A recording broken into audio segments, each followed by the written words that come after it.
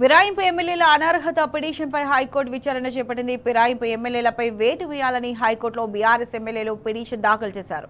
ఎమ్మెల్యేలు పల్ల రాజేశ్వరరెడ్డి, కల్వకుంట్ల సంజయ్, కేపీ వివేకానంద్, పాడి కౌశిక్ రెడ్డి, జగదీష్ రెడ్డి, చింత ప్రభాకర్ హైకోర్టును ఆశ్రయించారు.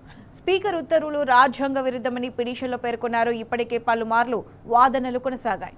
స్పీకర్ సుప్రీంకోర్టు గైడ్ లైన్స్ పక్కన పెట్టారని బీఆర్ఎస్ ఎమ్మెల్యేలు పేర్కొన్నారు. అయితే సభ వెలుపల కార్యక్రమాలకు గవర్నర్ను ఆశ్రయించాలని స్పీకర్ సూచించారు.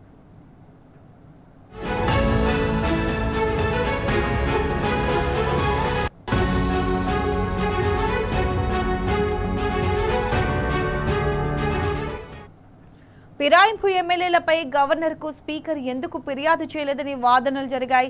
జంపింగ్ ఎమ్మెల్యేలు కాంగ్రెస్కు ప్రచారం చేసిన వీడియోలు, రాజీవ్ గాంధీ సంగ్రామ యాత్రలో పాల్గొన్న వీడియోలు ఇప్పటికే బీఆర్ఎస్ ఎమ్మెల్యేల తరపు న్యాయవాదులు అందించారు.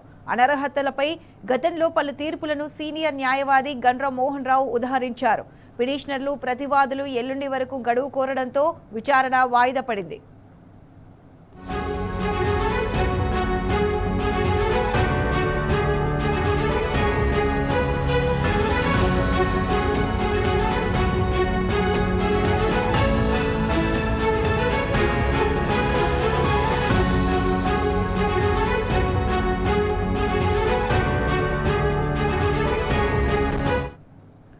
ఇదే అంశానికి సంబంధించి పూర్తి అప్డేట్స్ మా ప్రతినిధి సందీప్ రావు అందిస్తారు. సందీప్, చెప్పండి. ఫిరాయింపు ఎమ్మెల్యేల అనర్హత పిటిషన్పై హైకోర్టులో విచారణ జరిగింది. ఈ విచారణకు సంబంధించి పూర్తి అప్డేట్స్ ఏంటి? రైట్, పూర్తిగా ఇవాళ హైకోర్టులో అయితే సుదీర్ఘ వాదనలు 2 గంటల 15 నిమిషాల నుంచి 4:40 నిమిషాల వరకు వాదనలు కొనసాగాయి. చీఫ్ జస్టిస్ తో కూడినటువంటి ధర్మాసనము డివిజన్ బెంచ్ ఇవాళ విచారణ చేపట్టింది. ఇది 3వసారి విచారణ కొనసాగడము. ఇప్పటికే స్పీకర్ తీర్పు విరుద్ధంగా ఉంది. ఎందుకంటే స్పీకర్ పూర్తి స్థాయిలో అంటే విచారణ జరపకుండానే పార్టీ ఫిరాయించారంటూ ఆధారాలు సమర్పించినప్పటికీ మీడియాలో వచ్చిన కథనాలు, పేపర్లో వచ్చిన కథనాలు, వాళ్ళు స్వయంగా రాహుల్ గాంధీతో పాల్గొన్నటువంటి కార్యక్రమాలతో పాటు రాజీవ్ గాంధీ సద్భావన యాత్ర లాంటి కార్యక్రమాల్లో కూడా వీళ్ళు పాల్గొన్నారు. రాజీవ్ గాంధీ ఈ కార్యక్రమం సందర్భంగా రాహుల్ గాంధీ హైదరాబాద్ వచ్చిన క్రమంలో ఎయిర్పోర్ట్ లో వీళ్ళంతా అఫీషియల్ గా వాళ్ళు రిసీవ్ చేసుకున్న సందర్భాలు కూడా వీళ్ళంతా కూడా కోర్టు చేశారు. ఇవాళ పూర్తి స్థాయిలో విచారణ కొనసాగింది.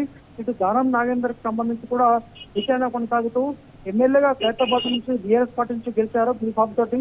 ఆ తర్వాత ఎంపీగా సికింద్రాబాద్ నుంచి కాంగ్రెస్ పార్టీ నుంచి అఫీషియల్ టికెట్ పైన పోటీ చేశారు. మరి అక్కడ ఓడిపోయినప్పటికీ కూడా ఎమ్మెల్యేగా బీఆర్ఎస్ పార్టీ నుంచి కొనసాగుతున్నారు. ఇటువంటి వాటిపైన పూర్తి స్థాయిలో చర్యలు తీసుకోవాలి. రాజ్యాంగంలోని 10వ షెడ్యూల్ ప్రకారము అంటే సుప్రీంకోర్టు అత్యున్నత న్యాయస్థానం, సర్వోన్నత న్యాయస్థానం ఇచ్చిన తీర్పు ప్రకారం ఖచ్చితంగా ఎవరైతే పార్టీ ఇచ్చారో వారిపైన 6 నెలల్లో తీసుకున్నటువంటిది సుప్రీంకోర్టు తీర్పు. ఈ క్రమంలో ఇవాళ కీలక వాదనలు అయితే కొనసాగాయి.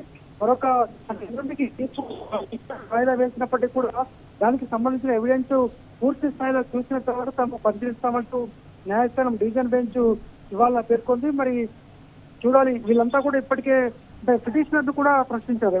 బీఆర్ఎస్ పార్టీ ఎమ్మెల్యేలు ఇటు పాడి కౌశిక్ రెడ్డి కావచ్చు, పల్లా రాజేశ్వర రెడ్డి, అలాగే చింత ప్రభాకర్, అరికేపూడి గాంధీ, మిగతా పలువురంతా కూడా డాక్టర్ కల్వకుంట్ల సంజయ్ వీరంతా కూడా హైకోర్టును ఆశ్రయించారు. అనర్హత వేటు వేయాలంటూ వాళ్ళు ఇచ్చినటువంటి వాళ్ళ తరపు అడ్వకేట్ గండ్ర మోహన్ రావు గారు సీనియర్ న్యాయవాది వాదనలు వినిపించినటువంటి సందర్భం ఇవాళ దాదాపు 2.5 గంటల పాటు కొనసాగింది. మరి ఏవైతే ఎవిడెన్స్ చూసిన తర్వాత కోర్టు పూర్తి స్థాయిలో నిర్ణయం తీసుకోబోతోంది.